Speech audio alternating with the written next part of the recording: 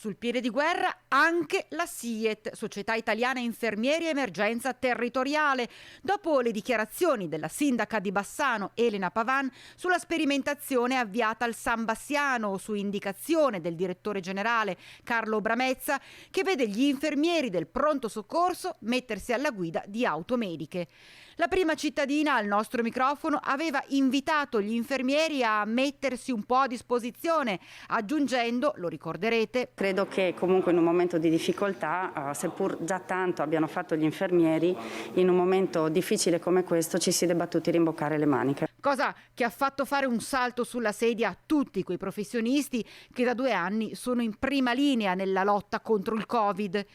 In una lettera di fuoco a firma del referente SIET del Veneto, Riccardo Berto, la società stessa prende le distanze da quella che definisce ulteriore mancanza di rispetto verso la professione infermieristica, con la consapevolezza, scrive, che oggi l'infermiere è la figura cardine dell'emergenza preospedaliera, che dovrebbe essere messa nelle condizioni di lavorare in sicurezza e dedicarsi alle persone che assiste, invece di vedere aggiunte incombenze che nulla, precisa Berto, hanno a che vedere con la propria professione.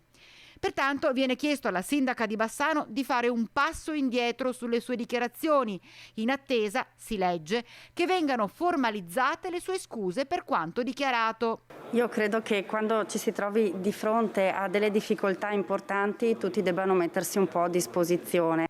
E qui il referente veneto dichiara: gli infermieri, per sua informazione, sono a disposizione ogni giorno e ogni notte, nonostante la scarsa valorizzazione che, scrive, appare palese da atti come quelli che ella stessa porta avanti.